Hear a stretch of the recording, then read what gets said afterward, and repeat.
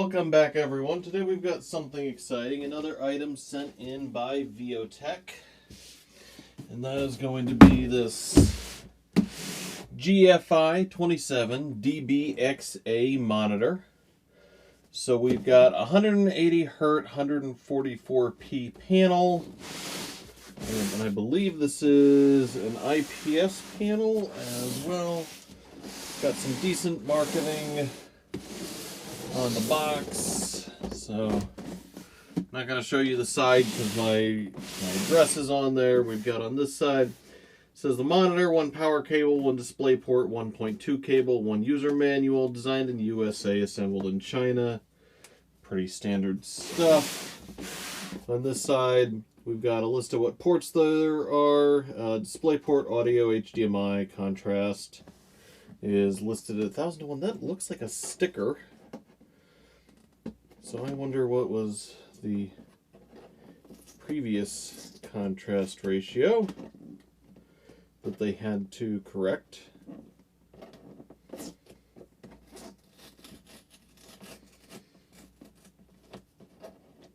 Looks like it used to say 3000 to 1. That's interesting. Anyway, let's go ahead and get into it. And it looks like this one has been opened and retaped, which means they took a minute to look at the package before sending it, which happens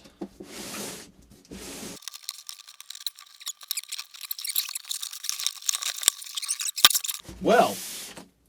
I think I found the stand. This is, wow. Okay. So the previous Viotek panel we had, the that 24-inch panel, the one thing that I said was that the stand was a little bit lackluster. This is still not my favorite. It's kind of big. You can use a smaller base if you use a square base. But this is all metal. Well, metal covered in plastic. We've got a metal bracket here that appears to have quick release pegs on it. And then this, so that just sets in like that, and that will rotate. And then this, I bet if I give it another half turn. All right, so that is nice and stiff. Definitely a fan of that. It looks like we get tilt on this particular stand as well. Oh, probably easier with the panel attached, and it looks like rotate is available as well. Now that's all friction based. Using friction's not my favorite thing there, but I do understand the desire to keep costs down on something that a lot of users, myself included, probably don't use the included stands. You know, I've got mounts that bolt to desks and wall mounts and things like that. So they'd rather spend their money on the product in the panel itself as opposed to on something that, in my case, usually ends up in a bin. Rest of the included items, here's our power cord.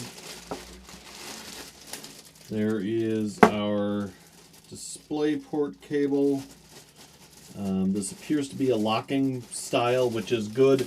A lot of panels that do include display port lately have been including non-locking connectors, so this still has the press down to remove, which is good. Nothing weird or, you know, crazy. It's not gold plated or anything, which is fine. It's not an analog signal. It's all digital.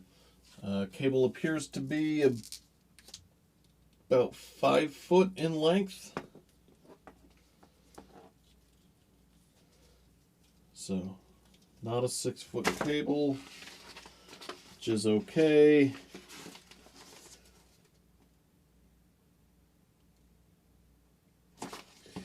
pretty standard stuff. I do note that we get a AC power cord as opposed to the last monitor we looked at where it came with a DC adapter. So the power board, the power supply is inside the panel itself, which I tend to like because I've lost plenty of those. All right, let's go ahead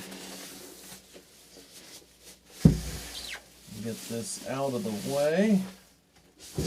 Looking at the bottom, there's a USB port, one HDMI, 2 display ports, and an audio out. I like having multiple display ports. That makes me happy.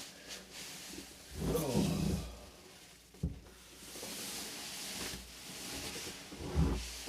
Here it is. Let's get it in.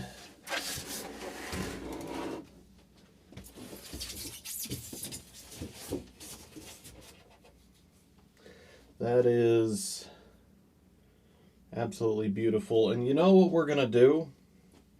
Since I still have it in the studio, we're going to turn it on. But we're going to use, I've got a Byte 3 sitting right here. Or sorry, I've got the Byte 4 sitting here in the studio still. So we'll use that, since that actually supports DisplayPort. Plug this in here.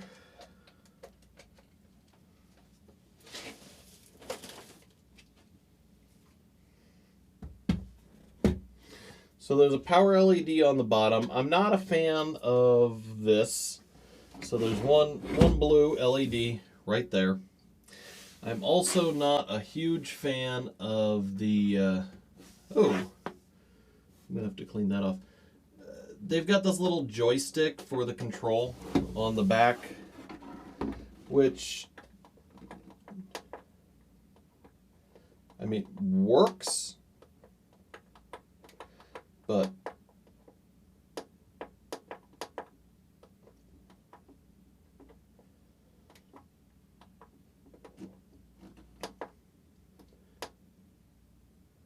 see if I can turn it off. I'm just not a fan of these joystick controls in general. I like having buttons. And that's just me being old, I suppose. You know, maybe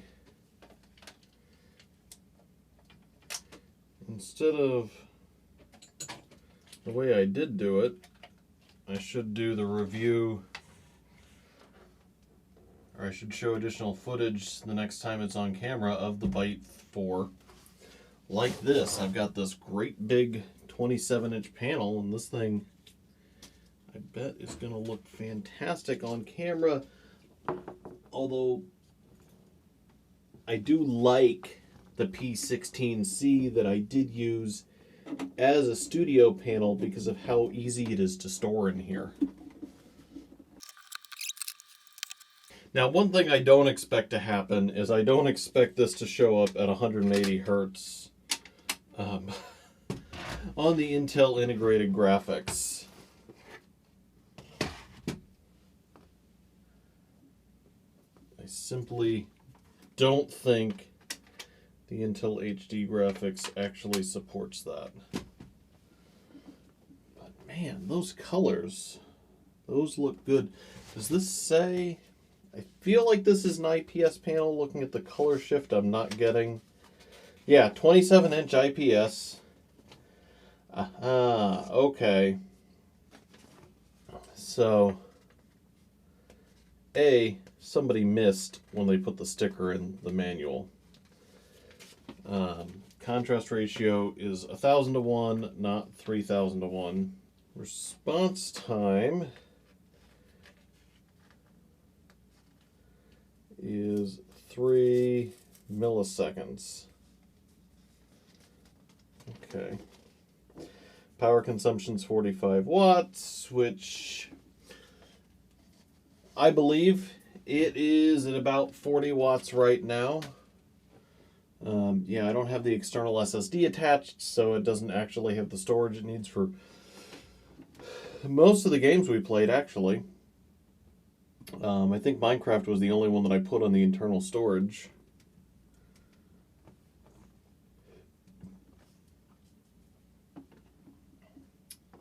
So this is beautiful. This is not the review. We're just getting a first look at it, but you know, I'd be remiss to not show it to you, at least.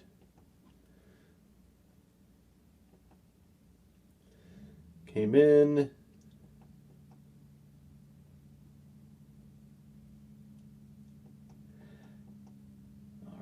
I don't think the Intel graphics can actually do anything higher than 120 hertz, which they're calling as 120 progressive. Yeah, that's beautiful. Now, the color on this, it says, and we're going to do a color calibration on it, should be 141% sRGB, 103% NTSC, which is kind of what I expect to see out of a good IPS panel these days. And what I mean by that is that if you buy an IPS panel, almost any IPS panel today, I expect to get over 100% sRGB. sRGB is easy to do. It's been done to death. If you're not hitting 100% sRGB and you're using an IPS panel, you've either got something that's 20 years old or you have intentionally messed that up. What I didn't see in here is any note about the Adobe RGB color space, which I think we're going to get a decent volume on with this panel. And that's the one that if you're looking at a panel for professional use, you see one that's marketed something like Asus's ProArt, or Viotek has a 4K 144 Hz Pro IPS display. Those call out the Adobe color space. All right, so we have an econo mode, which I can set to standard. There we go. So DCR is dynamic contrast something. Reduction, maybe?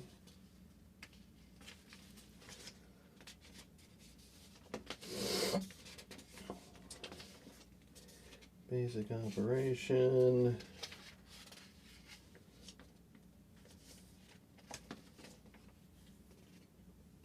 So we do have individual RGB sliders. It says I should.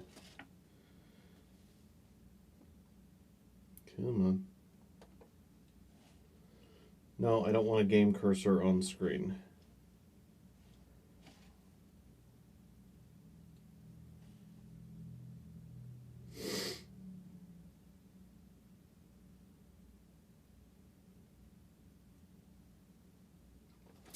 Oh, that's okay. No, come on. Well, I didn't mean to do that, but it's fine.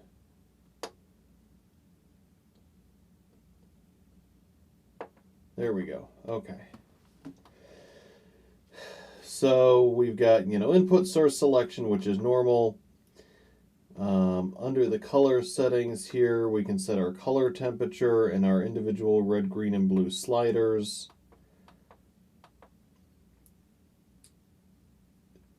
So here we can do aspect ratio configuration. There's a blue light filter option. I think response time here is some sort of overclock function. Doesn't really tell me. FreeSync is going to be the variable frame rate function. Now, I don't think the Intel Integrated Graphics supports variable frame rate. I'm going to leave that off. I'm going to want to turn it on when I go to test this with a GeForce card. HDR, high dynamic range. Some people like it, some people don't. I'm going to take a look at this both on and off when we do any kind of actual review. Multi-window is actually the thing I just saw in the manual a second ago that I'm really excited to see here, because that is a function that I use regularly.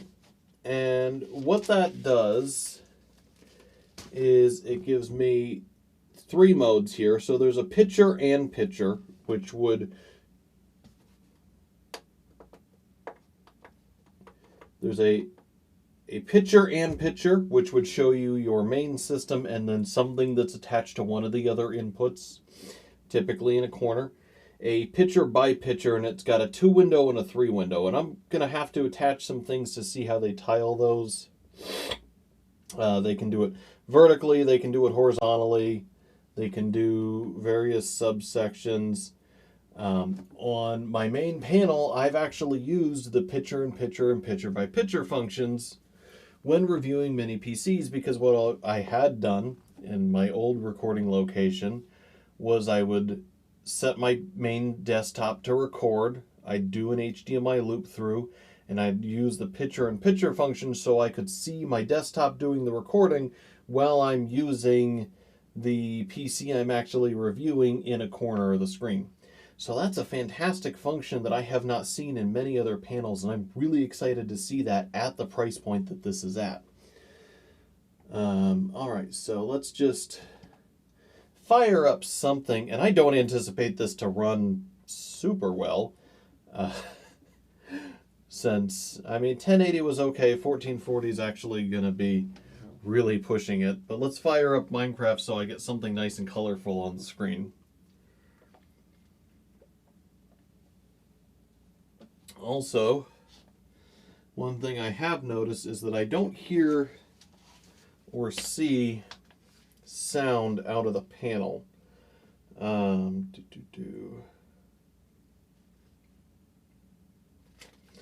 Yeah, I don't see any notes about speakers in it. It has an audio out, which is great, since DisplayPort and HDMI can both carry audio. If you had a soundbar or something on your desk, you could hook that up using the audio output on the panel, no problem. However, there's no speakers that I can see. All of the grills and whatnot on the bottom here are just straight venting, which is fine.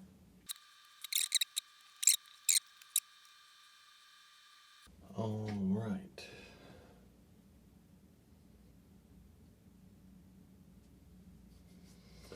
And let's use the one that actually made the review.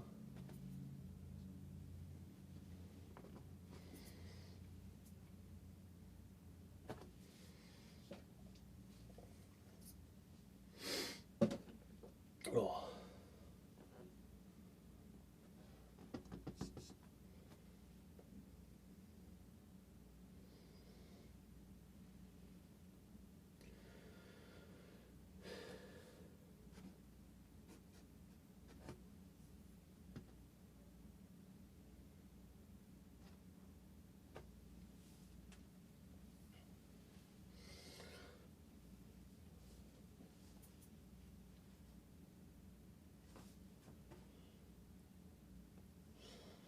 So yeah, I think 1440p is definitely pushing it a little bit.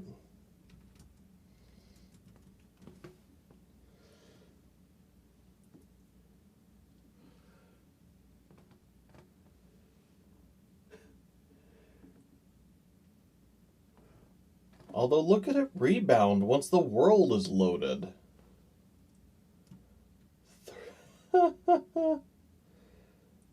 Oh, that is honestly ridiculous. Okay, so yeah, let's set something on fire. Not close enough.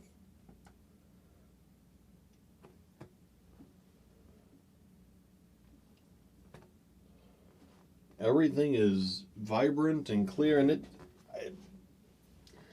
I'm not seeing any, typically IPS exhibits some backlight bleed. Not seeing any that's jumping out while I'm using it. I'm sure if I set it to black, which I'll do when I'm done here, that I would notice something. But seeing 60 frames a second out of my fanless mini PC at 1440p, even if it was only for a second, is just completely ridiculous. There's no reason that it should do that, but I guarantee the CPU is just pegged. Yeah. Although, honestly, maybe a little memory wouldn't hurt it, and it'd be a little more stable. That's kind of ridiculous. Besides the point, however. Colors are good.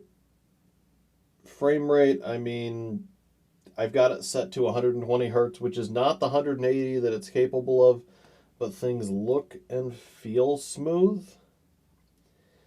Let's go ahead and get out of Minecraft and hit Blur Busters for a second. So I can... Yeah, that feels good.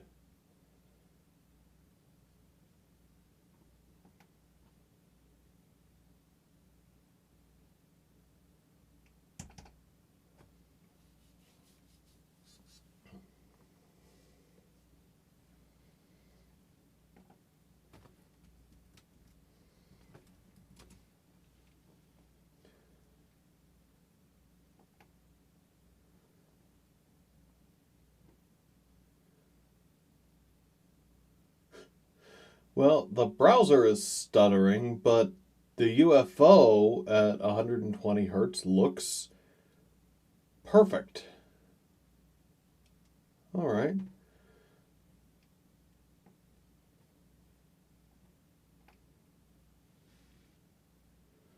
And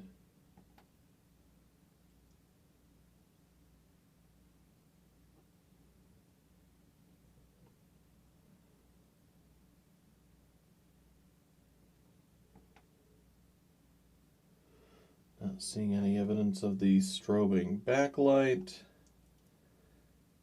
And let's do the...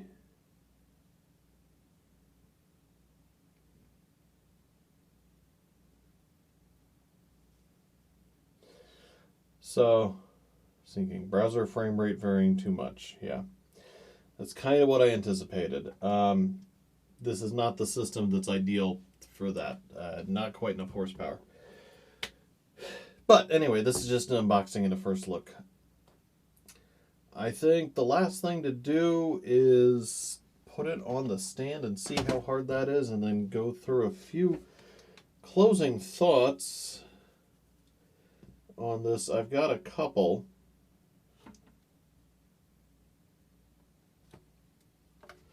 All right, so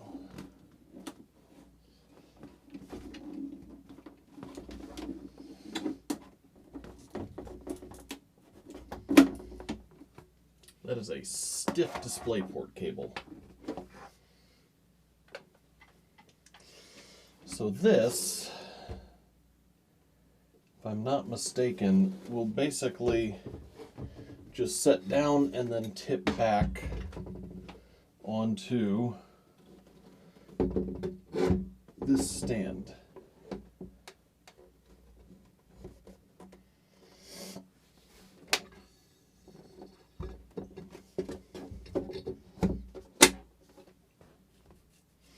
And so it does. All right.